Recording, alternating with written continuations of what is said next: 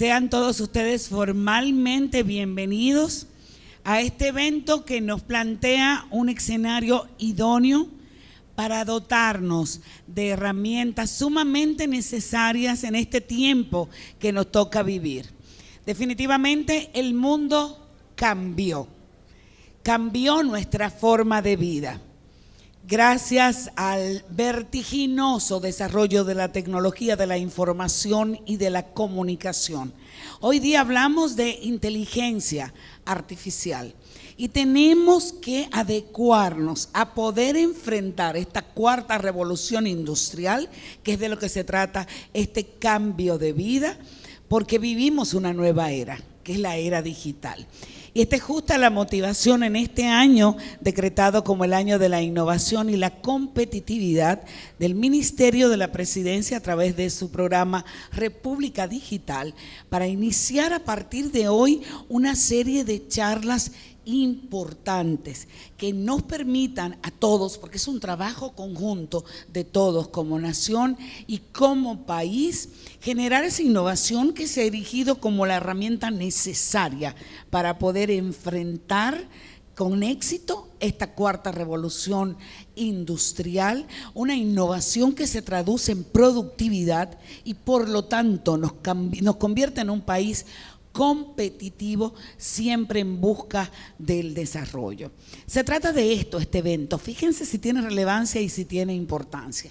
Iniciamos este ciclo de conferencias aprovechando la presencia, y dicho así sinceramente, de una persona con una gran capacidad, con un gran conocimiento, con destreza, con experiencia en esta materia de la tecnología. Nuestra primera charla, que será llevada también a instituciones educativas de nuestro país, a universidades, a instituciones también empresariales, lleva por título Tecnologías disruptivas y su efecto transformador en el desarrollo económico y social.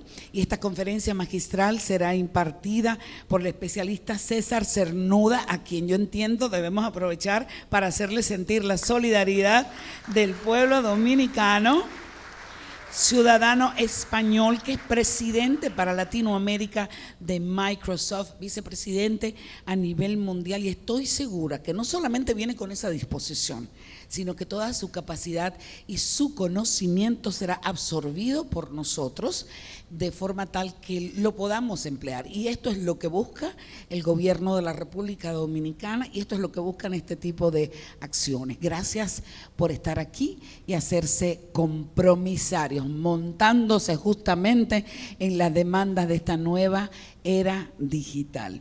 Gracias por su compañía. Quiero que en este momento saludemos de forma especial a quienes están integrando nuestra línea de honor, y nos da mucho gusto dar la bienvenida al honorable señor Gustavo Montalvo, quien es ministro de la Presidencia y es además presidente de la Comisión Presidencial de República Digital.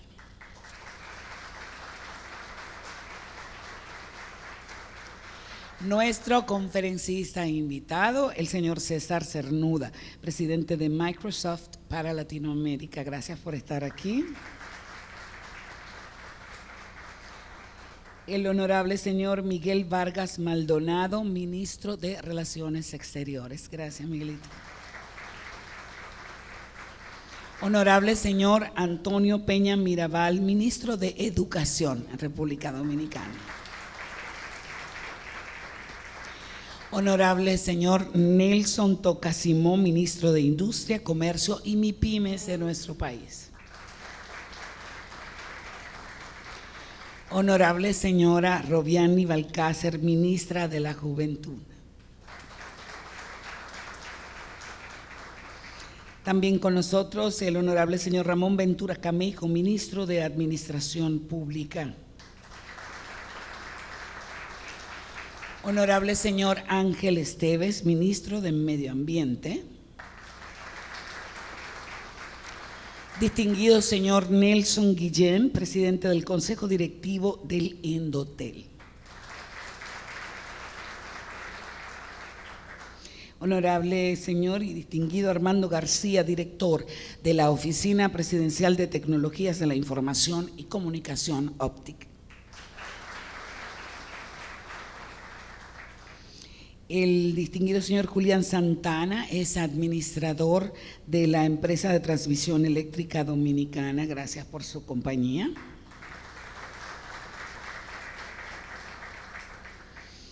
Nuestra querida y distinguida señora Ligia Amada Melo, quien es asesora del Poder Ejecutivo en materia de educación. Gusto de verla.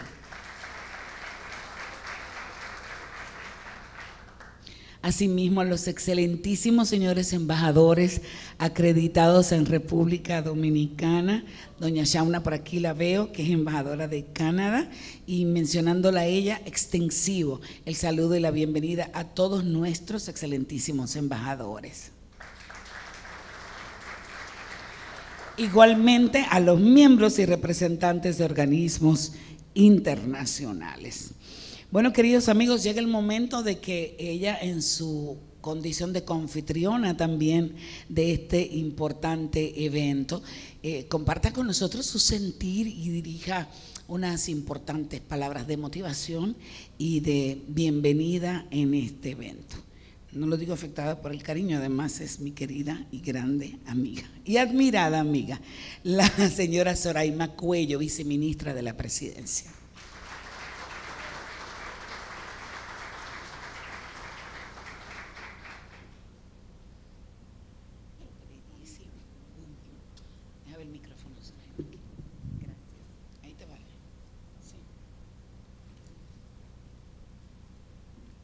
Honorable licenciado Gustavo Montalvo, ministro de la Presidencia y presidente de la Comisión Presidencial de República Digital, y en él me permito saludar a todos los miembros de la Comisión de República Digital. Ministros, ministra, embajadores, rectores, funcionarios, viceministros que hoy nos acompañan, muy buenos días a todos y a los amigos de la prensa. En nombre de la Comisión Presidencial de República Digital, que está conformada por el Ministerio de Educación, el Ministerio de Educación Superior, Ciencia y Tecnología, los Centros Tecnológicos Comunitarios, el Indotel, ETED, el Ministerio de Administración Pública, el Ministerio de Industria, Comercio y MIPYMES y la OCTIC, yo primero tengo que darle la más cordial bienvenida a todos ustedes a esta primera conferencia de este ciclo, como bien ha anunciado la señora Yagna, que estamos iniciando en el día de hoy. Como todos nosotros sabemos, el desarrollo económico, político, social y medioambiental está fundamentado en el conocimiento, que hoy en día es acumulado, enriquecido y compartido por medios digitales. Y nadie pone en duda que somos parte de una transformación digital, no solo en nuestro país, sino también en el mundo. Y como consecuencia, estamos presenciando el surgir de sociedades digitales, de las cuales han emergido nuevas necesidades y comportamientos que están cambiando radicalmente nuestros modelos de educación, de ocio, de comunicación y, por supuesto, del trabajo. La inteligencia colectiva que se está configurando a través de las redes sociales y las nuevas tecnologías es mucho más potente que la de cualquier conjunto de individuos aislados. Y de ella pueden no solo surgir ideas originales, sino un nuevo impulso por el cambio y la innovación. Y es precisamente por ello que el presidente de la República, el licenciado Danilo Medina, ha mantenido como prioridad en sus ejecutorias las iniciativas de transformación digital y el acercamiento a las tecnologías, a la ciudadanía, reconociendo que estas son las herramientas fundamentales del desarrollo en el siglo XXI. Con República Digital estamos entrando en una nueva era que nos conduce a un escenario mejor para todos, trabajando por el desarrollo humano y sostenible de nuestra nación. Y como apoyo a los cambios que avanzan a ritmo acelerado, Hoy damos el inicio formal a este ciclo de conferencias de República Digital que tienen como finalidad promover la cultura digital en la sociedad dominicana y aprovechar juntos las oportunidades que ofrece esta cuarta revolución industrial. A su vez, tiene como fundamento llevar conocimiento actualizado a los diferentes puntos del país, de la mano de especialistas nacionales e internacionales, en alianzas público-privadas, en distintos lugares como son universidades, centros educativos, organizaciones sin fines de lucro, entre otras, con quienes hemos venido trabajando y firmando convenios de colaboración. Este ciclo de conferencias que hoy se inicia busca dar respuesta a las necesidades actuales de información y conocimiento, acercando a nuestros ciudadanos a las tendencias y profesiones del futuro, vinculados a las tecnologías disruptivas como la inteligencia artificial, el Big Data, Machine Learning, entre otras. Amigos y amigas, hoy estamos dando inicio con la participación de César Cernuda, presidente de Microsoft para Latinoamérica, empresa que ha estado colaborando de manera muy activa con todos nosotros desde el inicio del programa República Digital, a quienes queremos aprovechar para agradecer todo su compromiso y colaboración con el país para el desarrollo y la continuidad de la transformación digital. Y quiero pedir otro fuerte aplauso para ellos.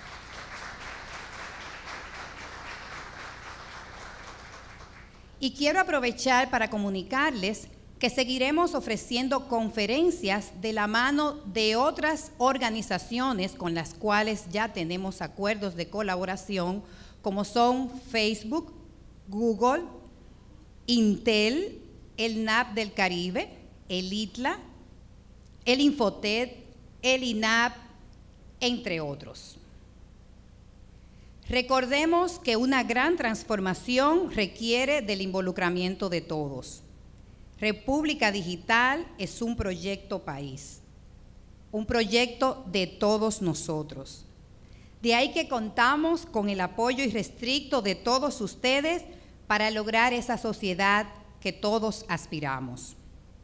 Nosotros, como equipo, como Comisión de República Digital, seguiremos trabajando proactivamente en la reducción de la brecha digital, democratizando el acceso a las tecnologías, impulsando todos los procesos de enseñanza-aprendizaje con el uso de las TIC, otorgando becas en universidades nacionales e internacionales, ofreciendo servicios y trámites gubernamentales cada vez más ágiles, fáciles y transparentes, fomentando el desarrollo sostenible y acercándonos cada vez más a una economía digital que sea un referente para América Latina y todo el mundo, y esto será posible con la colaboración de todos ustedes. Muchísimas gracias por acompañarnos.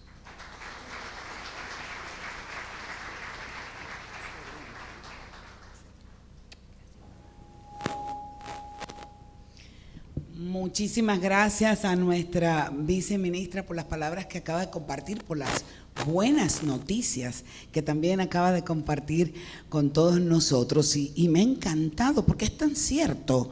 República Digital es un proyecto país, es un proyecto República Dominicana, sí señor. Y es que ninguno de los que estamos aquí, y sobre todo los jóvenes, está exentos. Es a nuestros hijos a quienes sobre todo les va a corresponder más enfrentar esos nuevos retos y esos nuevos desafíos que nos impone esta nueva era digital. Qué bueno que estamos inmersos y qué bueno que estamos comprometidos con validar que esto sea un proyecto país. Aprovecho para saludar, hablando de innovación, de productividad y de competitividad, al señor Rafael Paz, quien es presidente del Consejo Nacional de Competitividad, que también está con nosotros esta mañana.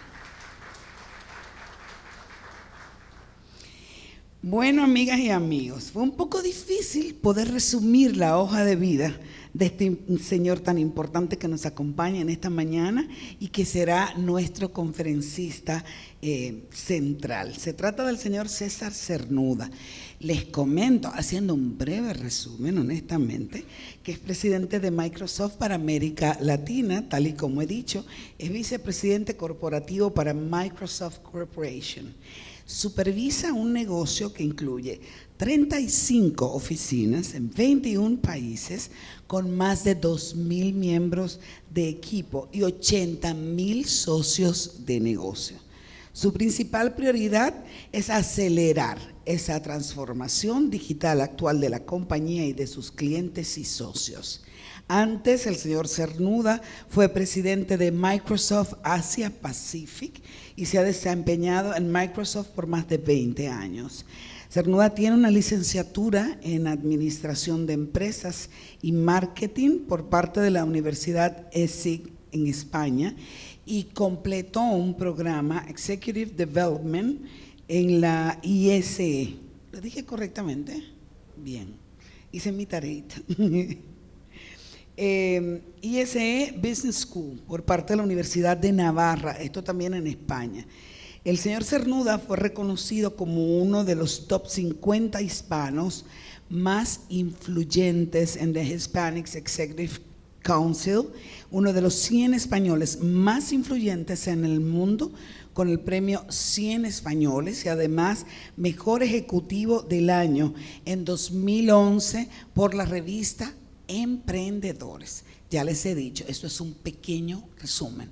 Hoy día nos sentimos honrados de compartir con él en la disertación de su conferencia magistral Tecnologías disruptivas y su efecto transformador en el desarrollo económico y social. Bienvenido, señor Cernuda.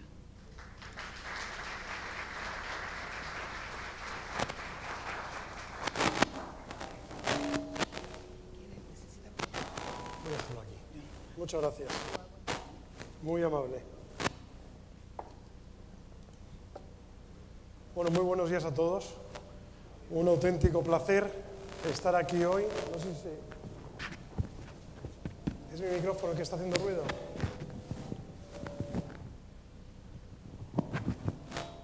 ¿Mejor así? Bueno, buenos días a todos. No, esto no va a funcionar.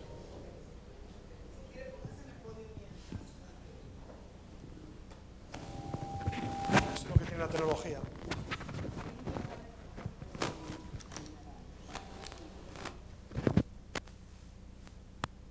Inalámbrico. Me quito el inalámbrico, voy a hablar desde aquí. Así terminamos antes.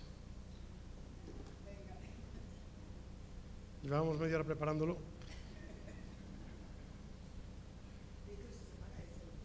Está bien, no pasa nada. Muchas gracias. Ya estoy bien. Buenos días a todos, ministro, ministras, ministros, embajadores, personalidades. Un auténtico placer estar aquí hoy. La verdad es que el hecho de que nos hayan invitado a esta primera conferencia es todo un honor y realmente cuando nos dan las gracias porque Microsoft ha estado aquí colaborando, yo le doy las gracias a ustedes por confiar en nosotros y porque realmente creo que la relación público-privada es fundamental para que realmente la sociedad avance. Mi objetivo hoy es quizás ser un poco provocador. Voy a intentar compartir con todos vosotros qué es lo que está sucediendo, qué es lo que está pasando y voy a utilizar algunas láminas para bueno, hacernos pensar a todos y quizás uno de los objetivos cuando salgamos hoy pensemos de forma distinta o hayamos abierto la mente en algunas de las cosas que podemos hacer. Está bien así, está bien, no pasa nada. Muchas gracias. Entonces, ¿me podéis mover desde atrás las diapositivas que veo que esto no avanza? Claramente el mundo está cambiando. No es que el mundo vaya a cambiar, está cambiando. Y lo estamos viendo en cada cosa que hacemos. ¿Cuántos de nosotros hoy tenemos aquí un dispositivo móvil? ¿Cuántos tenemos más de un dispositivo? ¿Cuántos consumimos información a través de distintos dispositivos? ¿Y cuántos lo hacíamos hace 20 años, 10 años, 15 años? Son ejemplos reales de cómo está cambiando nuestro día a día. Voy a ver si soy capaz de ir moviendo esto yo. Ahora. Fijaos la forma de trabajo, cómo evoluciona en los últimos años. Y parece que 1970 fue hace muchísimos años. Pero en realidad yo recuerdo perfectamente cuando mis hijos nacieron y tienen 18 y 19 o 18 y 20 años, que yo me iba los sábados a trabajar a la oficina. Porque realmente era ahí donde tenía conectividad y podía conectarme.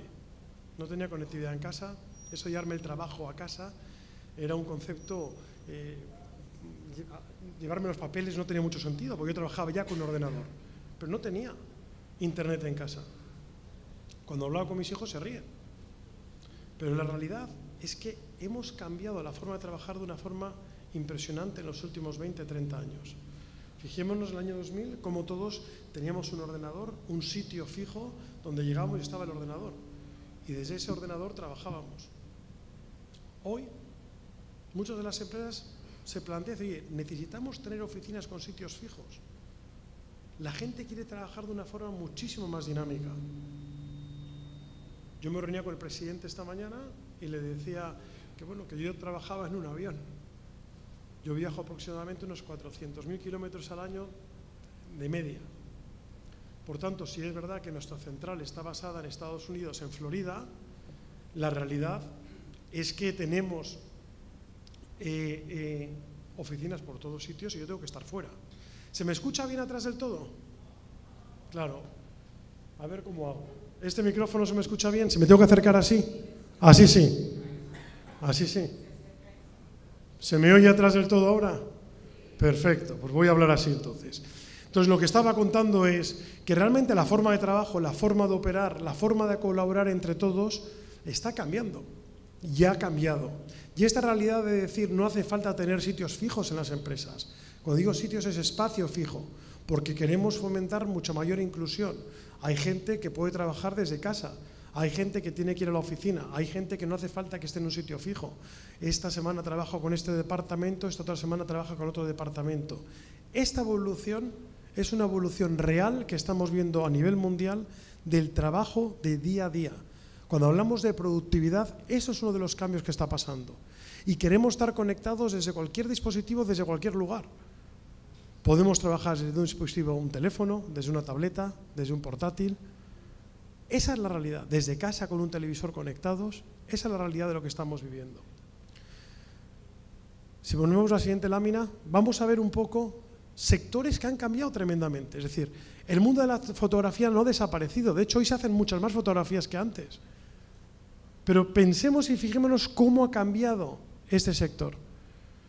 Fijémonos si no fuésemos capaces de haber innovado y fuésemos una compañía que nos dedicábamos, por ejemplo, a revelar carretes de fotos, ¿dónde estaríamos hoy? Si fuésemos una compañía que fabricásemos carretes de fotos. Es decir, realmente el mundo de la fotografía no ha cambiado, es decir, no ha desaparecido. Hay muchas más fotografías hoy y de mucha mejor resolución. Pero cómo se hacen, cómo se trabaja con ellas ha cambiado. Entonces, este es uno de los puntos más importantes a la hora de pensar en los retos y oportunidades que tenemos como gobierno, que tenemos como empresarios, como empresas, porque los servicios que nos piden nuestros ciudadanos, las personas, nuestros clientes, son distintos. La forma de consumir esos servicios son distintos. Si movemos a la siguiente lámina, por favor. Un buen ejemplo. Hace años discutíamos si iba a ser VHS o Betamax. Y después no iba a ser así, iba a ser digital, porque vamos a verlo todo con DVDs o escuchar la música con CDs. Jamás se ha producido tanto como ahora. Tanto entretenimiento. Pero ya no vendemos, ya no compramos DVDs, o se compran muy pocos. Olvidemos de los radiocassettes, etcétera. Hoy todo es digital. Yo quiero ver una serie, me conecto online desde casa, desde un hotel, desde otro país, y ese consumo y esos hábitos es lo que realmente hace que se transformen sectores y negocios completamente. Yo esta mañana tenía un desayuno con empresarios donde les decía, ¿quién nos iba a decir que la compañía que más, o de las compañías que más valiese en bolsa en el mundo de del transporte no tuviese un solo vehículo, Uber, o un sector como el turismo, donde existen enormes inversiones en hoteles, en CAPEX, en crear todos esos hoteles, pues la compañía, una de las compañías que vende más habitaciones, si no es la que más habitaciones vende en el mundo, se llame Airbnb y no tenga un solo hotel. Entonces, ¿cómo pensamos en toda esta transformación y realmente cómo nos vamos no solamente a adecuar, sino a liderar? No podemos jugar a la defensiva, es decir, no podemos estar pensando qué va a pasar y cómo voy a defender mi negocio. Lo que tenemos que pensar es cómo voy a dar mejor servicio a mis ciudadanos, cómo voy a conseguir dar mayor valor a mis clientes y en ese sentido adelantarnos e invertir para realmente utilizar esta transformación digital como una ventaja competitiva país, antes he hablado de país, y cómo eso se puede hacer público-privado, cómo se va a colaborar. Y eso realmente, de cierta medida, y si pasamos a la siguiente slide, es la misión de Microsoft. Es una misión donde nuestro objetivo es ser capaces de empoderar a las personas y organizaciones del planeta a conseguir más y mejores cosas. Es decir, dentro de esta misión estamos hablando de que somos una compañía global. Es decir, estamos prácticamente en más de 150 países de todo el mundo, con presencia mundial. Pero una de las cosas que nosotros hemos decidido hacer es tener esa presencia local. Es decir, ser una compañía global, pero con presencia local. Para nosotros es muy importante el tener oficinas aquí, estar presentes, porque eso nos permite realmente entender la casuística del país. Pensemos un poco en qué llevamos haciendo, en este caso, en la República Dominicana, estos 20 años. Lo primero es, no nos sentimos una compañía oportunista, es decir, llevamos 20 años en el país, con oficina propia, tenemos gente que trabaja aquí no solamente para la República Dominicana, sino también hacen trabajos desde la República Dominicana para otros países en Latinoamérica. Obviamente trabajamos a través de empresas locales, es decir, tenemos 400 socios, es decir, empresas que trabajan en el mundo de la tecnología basadas en la República Dominicana, que lo que hacen es hacer realidad la inteligencia artificial, hacer realidad el mundo del Big Data, hacer realidad estas tecnologías en el país, en las distintas industrias, distintos sectores, trabajando con nosotros. Aproximadamente 40.000 empleos están relacionados a nuestra tecnología en el país. Hoy nos reuníamos con el presidente, con el ministro, y estábamos hablando qué tipo de skills, qué tipo de habilidades son las que se están demandando más en el país, qué tipo de habilidades se están exportando fuera del país. Y algunas de las habilidades que se están importando en el país, o una de las muchas que se están importando más demandadas, es el rol de tecnología. Gente capaz de programar, gente que sea capaz de entender esta disrupción digital, y eso es muy importante que sigamos invirtiendo con los jóvenes en la educación y también seamos capaces de invertir en gente que ya tiene 35 o 40 años, formarles en todas estas nuevas tecnologías y formarles en los nuevos puestos de trabajo que se irán generando. ¿Qué es esto de la transformación digital y por qué liderada por la inteligencia artificial? Si hoy voy y pregunto cuántos de nosotros hemos utilizado ya la inteligencia artificial, ¿cuánta gente levantaría la mano? ¿20%? No, 30%. Si pregunto cuántos de nosotros la utilizamos todos los días, ¿cuánta gente respondería? 10%, 15%. Si pregunto cuántos de nosotros hacemos una búsqueda por internet todos los días, ¿cuántos levantaríamos la mano? Bienvenidos a la inteligencia artificial. Todos los que hemos dado alguna vez un comando hablado a un teléfono, bienvenidos a la inteligencia artificial. Todos los que hayáis visto alguna serie online, live stream, o utilizáis redes sociales, bienvenidos a la inteligencia artificial. Cuando os dicen 98% match, bienvenidos a la inteligencia artificial. Cuando veis que en vuestra página web hay un anuncio específico o algo y dice, oye, ¿cómo saben que me gusta el golf? Y si yo no se lo he dicho a nadie, bienvenidos a la inteligencia artificial. Bienvenidos al mundo de Machine Learning. La inteligencia artificial lleva años existiendo y convivimos con ella de una forma muchas veces sin darnos cuenta de ello. Lo que sucede es que hoy todos queremos hacer eso, es decir, realmente lo que está viendo es un punto de inflexión donde todos queremos ser partícipes y utilizar las nuevas tecnologías en esa transformación digital para el beneficio nuevamente de los servicios que ofrecemos a los ciudadanos o, en nuestro caso, en las empresas, a nuestros clientes. Entonces, si movemos.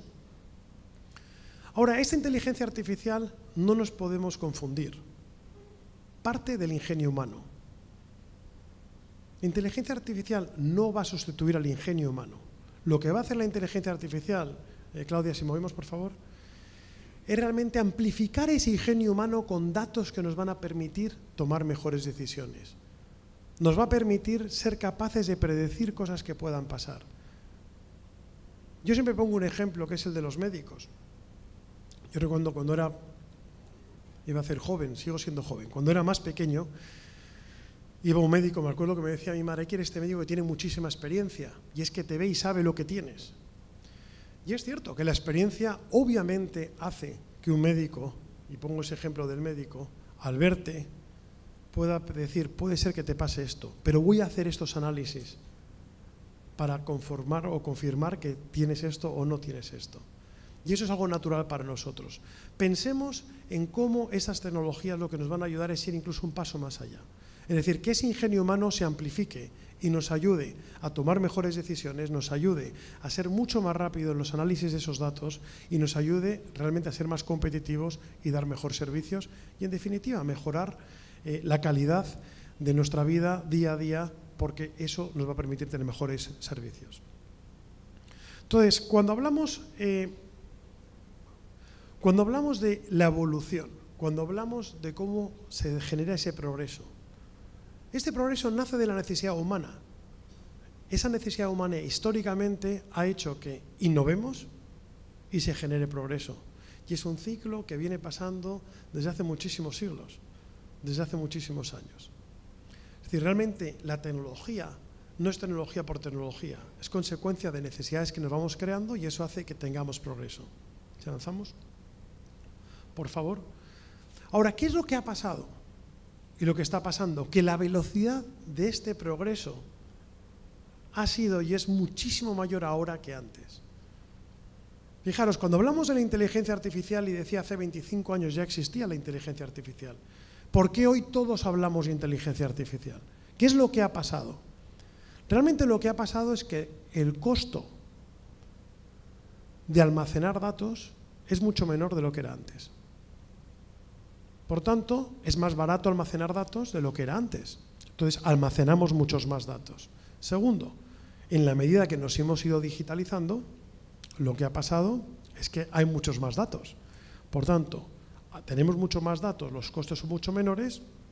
Como consecuencia de eso, existe una explosión de datos en el mundo de Big Data y eso hace que eso se vaya a un mundo que se llama Cloud Computing, es decir, cómo podemos incluso abaratar más los costos utilizando nubes públicas o incluso nubes híbridas, y eso lo que ha generado es que existan muchos más estudios y algoritmos que nos van dando un acceso mayor al mundo de la inteligencia artificial.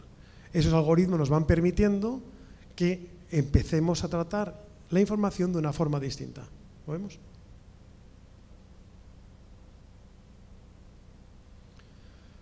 ¿Cuál es el futuro? A mí me preguntan muchas veces mi experiencia de haber sido presidente en Asia, presidente en Latinoamérica, he vivido muchos años en París, he tenido puestos internacionales. Dice, ¿y esto es real en Latinoamérica? Digo, muy real. Hoy me preguntaba a un periodista, dice, ¿y en la República Dominicana? Digo, muy real. Eso está pasando en todos los países y está pasando a una enorme velocidad. De hecho, yo os diría que esta revolución industrial realmente puede democratizar la sociedad de una forma que no hemos visto nunca. A mí durante años me han preguntado sobre la brecha digital en los países menos desarrollados versus los países más desarrollados. Y yo siempre he dicho que esa brecha digital realmente en las grandes organizaciones no existía. Las grandes telcos en Latinoamérica no tenían nada que envidiar tecnológicamente a las grandes telcos en Europa o en Estados Unidos. Los grandes bancos en Latinoamérica no han tenido nada que envidiar tecnológicamente a los grandes bancos en Estados Unidos o en Europa. Hablo tecnológicamente, es decir, el acceso a la tecnología existía ahí. El problema era el costo. Donde realmente había un enorme gap, ya ha existido un enorme gap, eran las pequeñas empresas, en las personas que no podíamos permitirnos invertir en tecnología porque era muy costosa. Hoy, la tecnología que utiliza un gran banco, una gran telco, una gran organización en Estados Unidos es la misma que utiliza cualquier empresa pequeña o mediana, tanto en Estados Unidos como en toda Latinoamérica o en la República Dominicana. Es decir, cuando hablamos del mundo de la nube y hablamos de que yo pago por el uso de esa nube, si tengo 2 empleados y solo tengo 2 datos, pagaré por 2 empleados y por 2 datos. Si tenemos 200.000 empleados y tenemos muchos datos, pagaré por muchos empleados y muchos datos. Y eso ha hecho que realmente se democratice de una forma completamente distinta la inteligencia artificial y, por tanto, el consumo digital. Y por eso hoy vemos compañías online que están creciendo de forma masiva porque realmente se ha hecho ese punto de inflexión. Y cuando pensamos en países como la República Dominicana o Latinoamérica, hablamos de la juventud. Decía la ministra que tenemos, dice, aproximadamente 3 millones de jóvenes en el país, o 2,5 millones, más de 3 millones, 2,5 millones de estudiantes. Esas personas son nativas digitales, no hay que formarlas. Son nativos digitales que se están criando y están viviendo en un mundo digital. El problema lo tenemos algunos de nosotros, de nuestra generación, que no necesariamente nacimos en un mundo digital y nos tenemos que transformar. Claudia. Entonces, realmente estamos viendo esa ventana de oportunidad.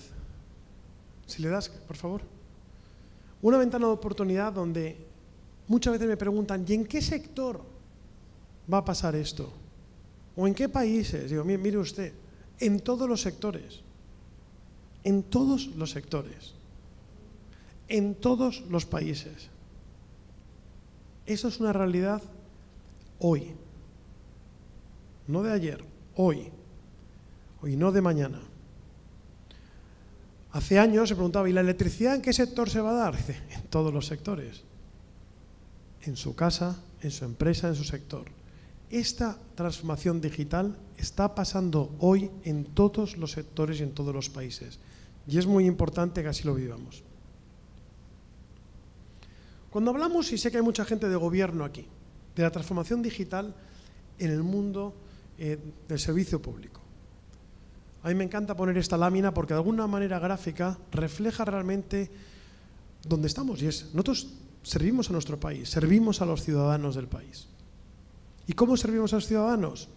Pues identidad digital, servicios al ciudadano, salud, educación, seguridad pública, impuestos, transporte, turismo, agricultura.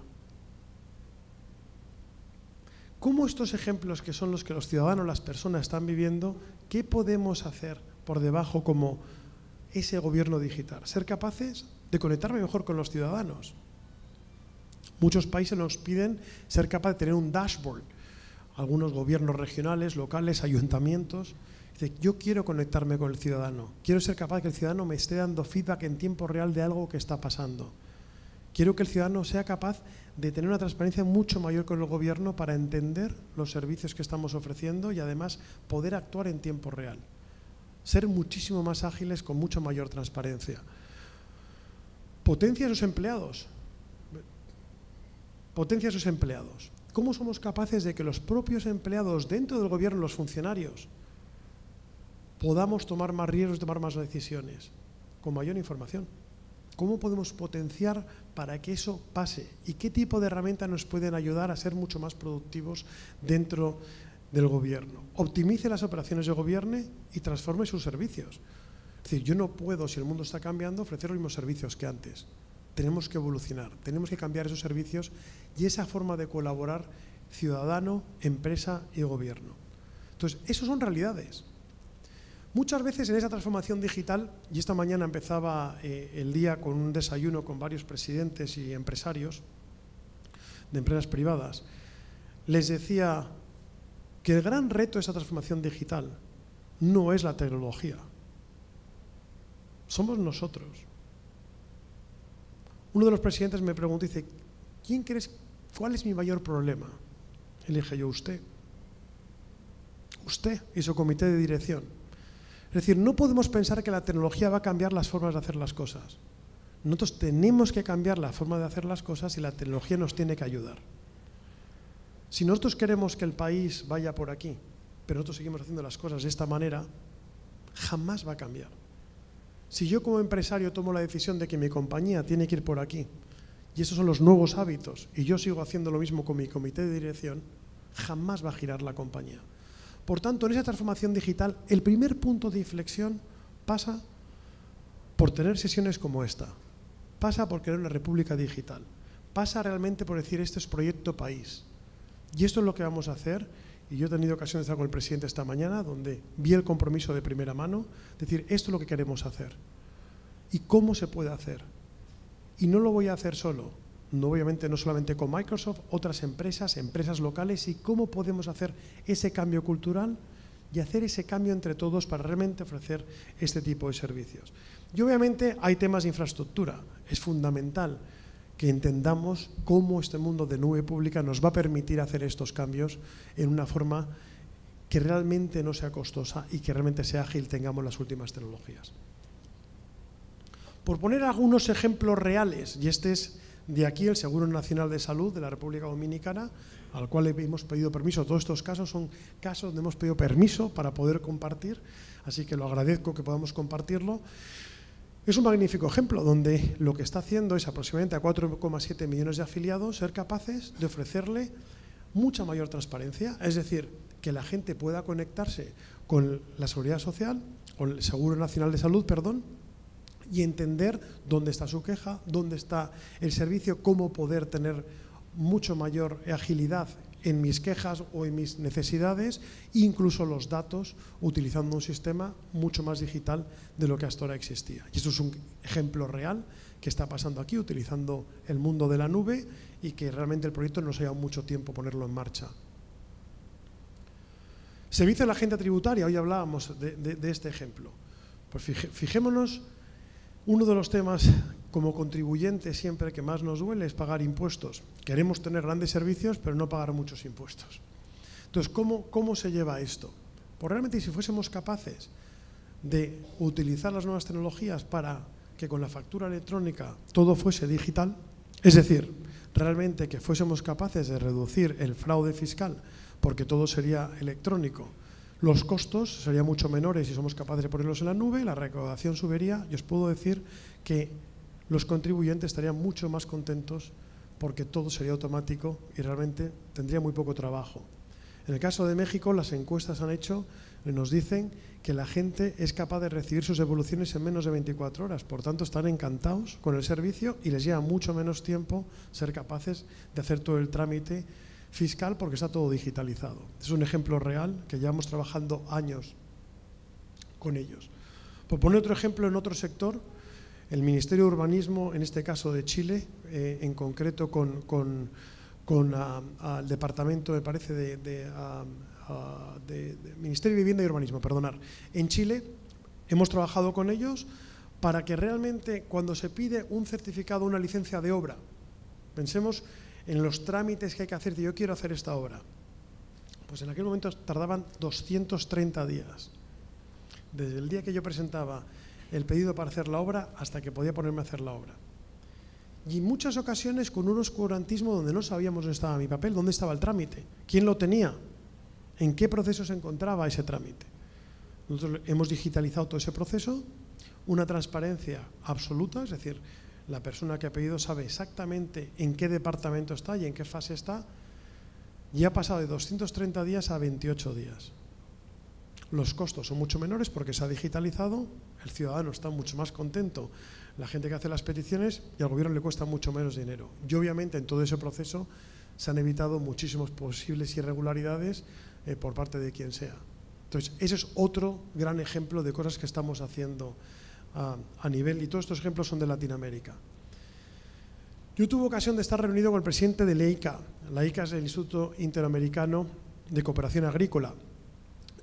Son 35 países, todos los países latinoamericanos, España también, iberoamericanos, y un sector muy importante, donde muchas veces pensamos, y esto de la transformación digital es una realidad, y seguramente hoy compartamos algunas noticias alrededor de esto, aquí en la República Dominicana, vamos, seguramente no, seguro que lo haremos por la tarde. Fíjese qué importante es este sector, que es una enorme fuente de ingresos para muchos países y donde realmente la juventud está migrando. Es decir, no se queda a trabajar en ese sector, realmente cada vez hay menos gente trabajando ahí y parece que no es un sector donde la tecnología puede influir. Nosotros hemos firmado ese acuerdo para ayudar a los distintos ministerios de todas estas países a ayudar a estos agricultores a que las tecnologías les ayuden a ser mucho más competitivos. Imaginemos ser capaces de no solamente predecir el tiempo, sino decir, mira, no hace falta que fumigues porque en este momento no hace falta, por el tiempo que ha habido y los datos que tenemos, que fumigues y te ahorres dinero. Pero ahora sí que tienes que fumigar, pero solamente esta zona. Estamos captando imágenes, estamos viendo lo que está pasando y si somos capaces de tratar la tierra de esta manera con la información que tenemos del tiempo, igual este año podemos plantar 2 veces este tipo de plantación o podemos hacer este tipo de cosas. Y no solo eso, estamos ayudándoles también a decir, mire, igual puede saltarse alguien en la cadena de suministro. Muchas veces sabemos que la naranja la pagamos, por decir algo, al agricultor a $1 y usted o yo la compro a 10. Se generan 9 desde esa naranja sacada hasta que yo llego porque hay 8 intermediarios. ¿Cómo podemos que esa cadena sea mucho más ágil?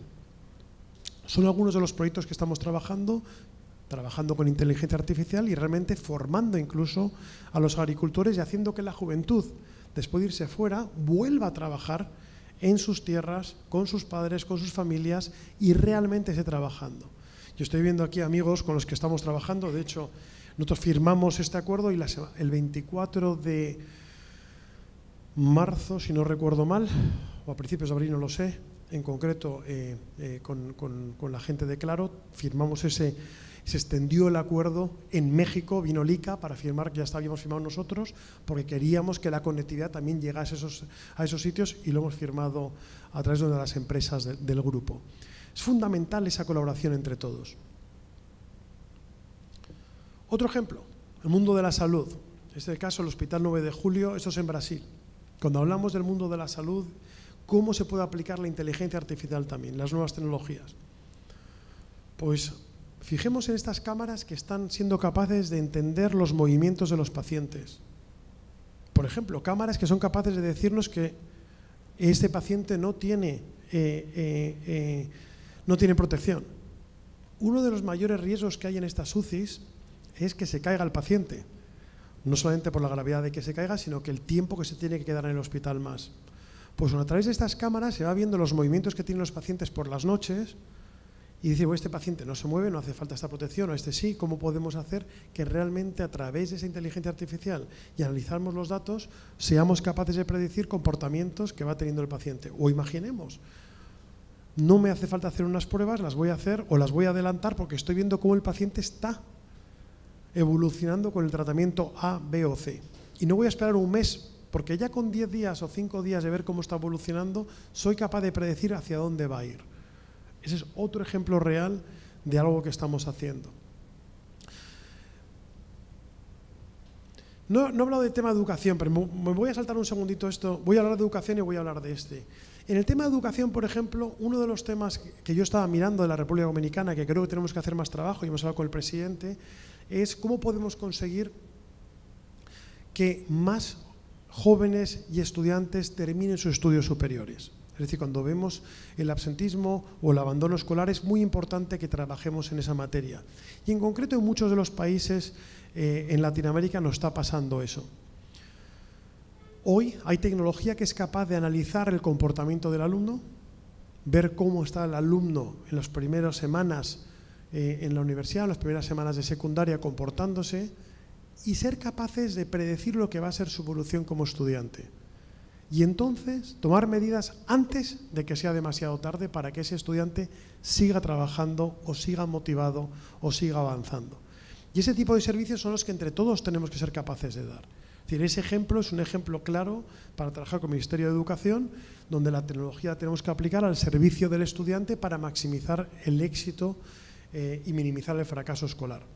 Este ejemplo es otro ejemplo muy válido para la República Dominicana, donde nosotros en este caso en Trinidad y Tobago estamos trabajando y venimos trabajando en el Instituto de Asuntos Marinos analizando la calidad del agua, para que realmente seamos capaces, con esa boya de monitoreo, analizar cómo están cambiando esa contaminación y tomar medidas para proteger la fauna marina y la salud de las personas. Es decir, cómo somos capaces de anticiparnos a posibles problemas que pueda haber y cómo podemos con eso tomar decisiones y decir, vamos a clausurar esta zona, vamos a hacer esto, la pesca tiene que estar por aquí porque ahora estamos teniendo esta contaminación, o de dónde viene esta contaminación y cómo podemos preverla o podemos reducirla. Entonces, estos son algunos de los ejemplos que quería compartir. Si le das, Claudia, por favor. Porque yo creo que es muy importante que seamos abiertos a lo que está pasando en esa transformación digital. Es decir, en muchas ocasiones somos nosotros, como decía antes, los que somos los inhibidores de esa transformación digital. Yo recuerdo cuando era presidente en Asia, me tocaba ir a muchos consejos de administración.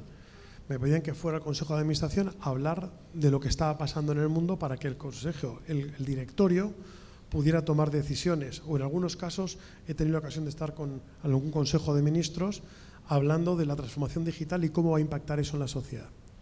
Y muchas veces somos muy buenos en decir que no, porque no nos sentimos cómodos. Y es lo más normal del mundo. Es decir, nadie le gusta salir de su zona de confort, a ninguno de nosotros. Yo siempre pongo el ejemplo a nuestros directivos que yo llevo 22 años en la compañía, no nos ha ido nunca mal, es decir, la compañía ha ido muy bien. ¿Por qué tenemos que cambiar? Y habitualmente no queremos cambiar.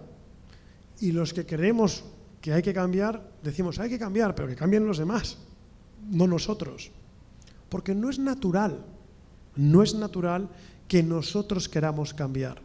Porque lo más natural del mundo es que nosotros pensemos que lo que estamos haciendo y venimos haciendo es lo correcto. Si no, lo haríamos distinto. Pero uno de nuestros grandes riesgos es que en la medida que vamos creciendo, en la medida que van pasando los años, en la medida que tenemos más experiencia, sabemos más cosas. Pero en muchas ocasiones nos cuesta más aprender nuevas. Y nos convertimos en gente que lo sabe todo y no en gente que lo quiere aprender todo. Y ese es el mayor riesgo que existe hoy. Es decir, en esa transformación digital estamos viendo este boom de las startups. Digo, ¿y qué es una startup? ¿Una pyme? Siempre ha habido pymes. No, pero son pymes especiales. Digo, ¿por qué? Porque son pymes que utilizan la tecnología. Digo, es que casi todas las pymes deberían utilizar tecnología. La realidad es que hace 30 años pensar en una pyme que se creaba en la República Dominicana o en Chile o en Colombia, que en 5 años fuera una multinacional, era muy complicado. Hoy no lo es.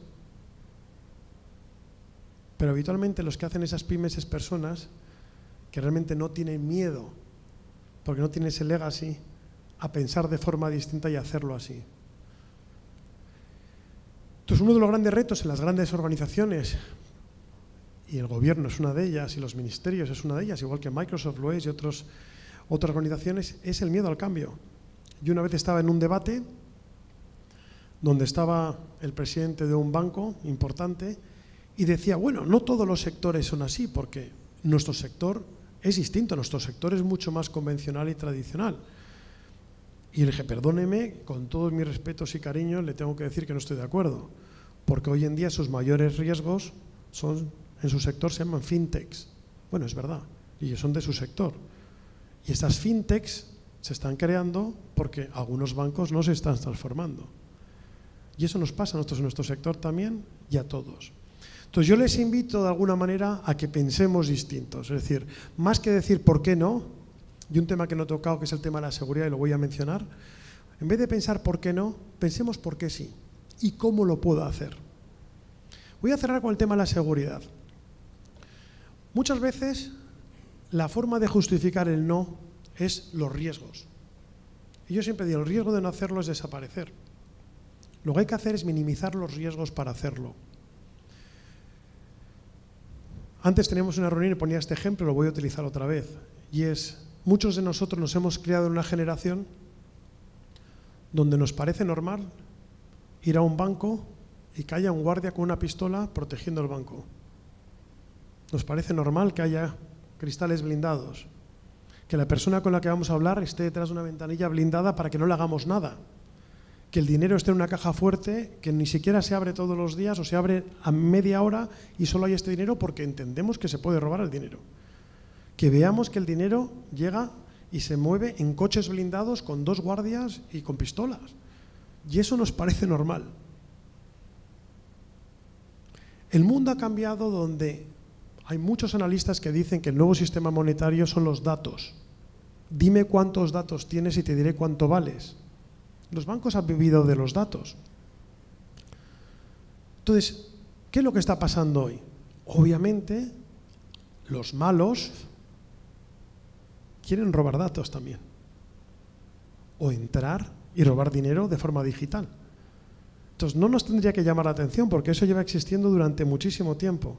Muchos de nosotros hemos decidido que el dinero estaba mejor guardado en un banco, en unas cajas fuertes, con gente que tenía más seguridad que debajo del colchón de nuestra casa.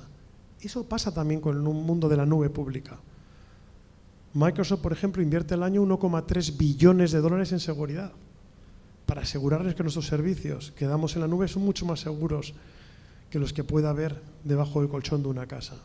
Entonces yo os diría, muy importante que entendamos el mundo de la privacidad de los datos, es decir, quién es el propietario de los datos, y siempre deberíais ser vosotros. Y el segundo, que es la seguridad de los datos. Es decir, qué tipo de partner tengo con el que estoy trabajando y qué tipo de protocolos de seguridad me va a ofrecer. Entonces, yo os invito a que pensemos distinto, a que entendamos que esa transformación digital es una realidad, que los ciudadanos de la República Dominicana están digitalizándose, muchos de ellos completamente digitales, otros están aprendiendo a digitalizarse, que cada vez va a haber una mayor exigencia de esa transparencia y esos servicios digitales y de alguna manera que no tengamos miedo al mundo de la inteligencia artificial porque, como decía al principio, está basada en el ingenio humano y seremos nosotros los que seamos capaces de predecir el futuro. Así que con eso, muchas gracias por la invitación nuevamente, ministro, ministros, ministras, muchas gracias por la invitación, un placer estar aquí y mis mejores deseos para esta República Digital. Muchas gracias.